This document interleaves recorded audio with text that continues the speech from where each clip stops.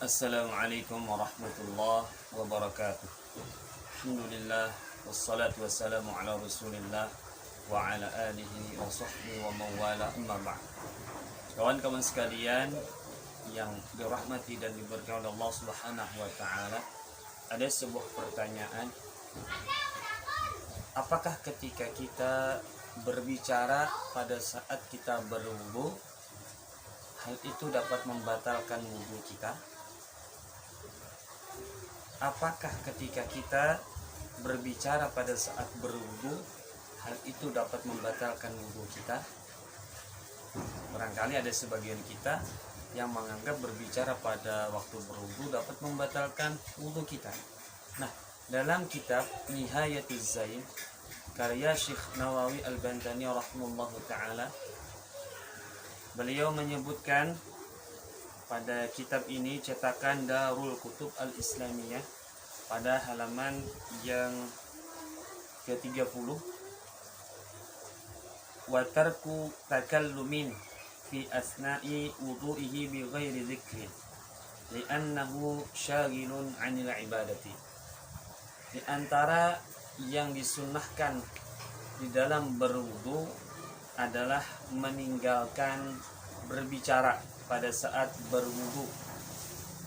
Jadi meninggalkan bercakap-cakap, berbicara pada saat berwudu. Itu disunahkan. Artinya makruh hukumnya berbicara pada saat berwudu. Bi ghairi zikrin. Tapi perkataannya itu bukanlah zikir. Jadi begini maksudnya.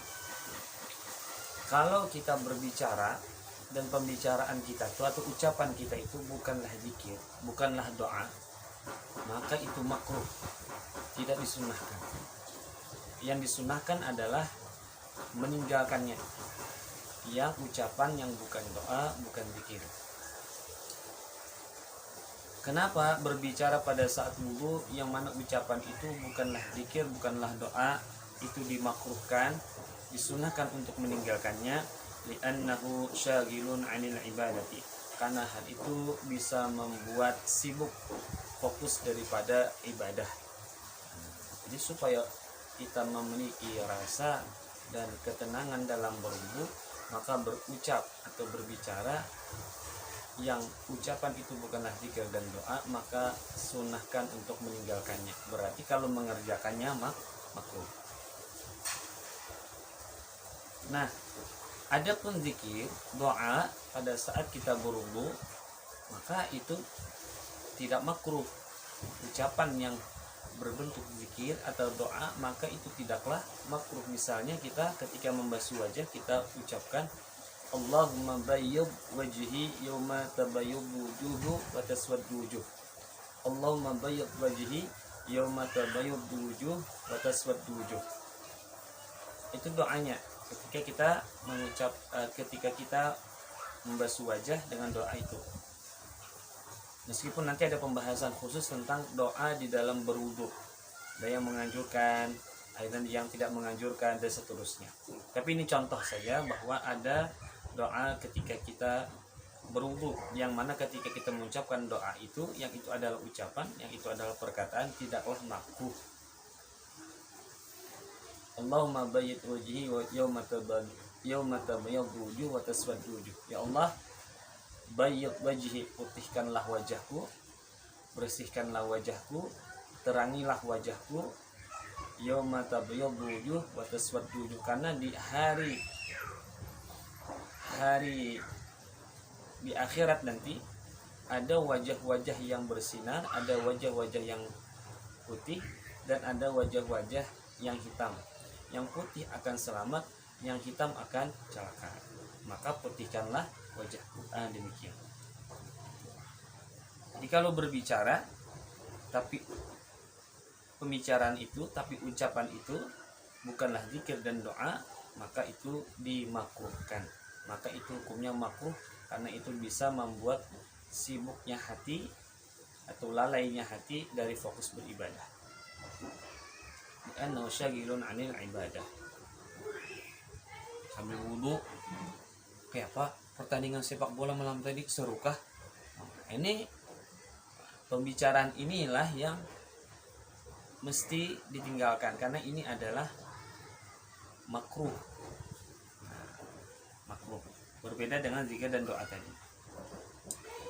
Pertama, kita makruh berbicara pada saat berwudu, tidak sampai membatalkan wudu, tidak sampai membatalkan wudu. Ya, berbicara kayak apa, pertandingan sepak bola malam tadi bagus misalnya, itu tidak membatalkan wudu, tapi makruh ketika kita mengerjakannya pada saat kita berwudu. Wa qad yusannu li uzrin, dan terkadang berbicara pada saat berwudu itu malah disunnahkan li uzrin, karena ada uzur atau alasan yang memperbolehkan. Nah, Syekh Nawawi Al-Bantani rahimahullahu taala tidak menyebutkan contohnya ketika menyebutkan wa qad yusannu li uzrin. Terkadang disunahkan berbicara pada karena ada uzur atau alasan yang memperbolehkan. Di kitab lain, semisal di kitab Busyara Al-Karim pada halaman yang 105, itu disebutkan bahwa wa an la yatakallama fi jami'i wudu'ihi bighairi dhikrin annahu tashaghala 'anil ibadati illa li maslahatin ka amri bi ma'rufin wa ta'limi jahilin fayusannu. Jadi intinya disunahkan ketika itu berbicara pada saat berwudu semisal melaksanakan amar ma'ruf. Amar ma'ruf itu memerintahkan kebaikan. Semisal hal yang kecil adalah kita melihat anak kita makan pakai tangan kiri, maka kita memerintahkan kebaikan kepada anak kita, nak pakai tangan kanan. Maka berbicara kita pada saat itu tidaklah makruh, bahkan itu disunahkan, karena kita telah memerintahkan kebaikan kepada anak meskipun itu pada saat kita berwudu. Pada saat itu berwudu. Jadi kadang berbicara pada saat berwudu itu disunahkan. Bal yajibu, bahkan berbicara pada saat berwudu bisa menjadi wajib. Linahwi, anak beliau mencontohkan di sini. Linahwi indari man khifa alaihi mu'dzin lam yash'ur bihi. Seumpama memperingatkan kepada orang yang dikhawatirkan ada yang mengganggunya atau menyakitinya yang datang kepadanya padahal ia tidak mengetahuinya, atau padahal ia tidak mengetahuinya. Semisal ada kalajengking yang mendekatinya, maka kita memperingatkannya, maka kita memberitahukannya padahal kita saat berwudu. Misalnya, Abdullah, itu ada kalajengking mendekatimu. Maka ucapan Abdullah, ada kalajengking mendekatimu, padahal kita saat berwudu, itu tidaklah makruh.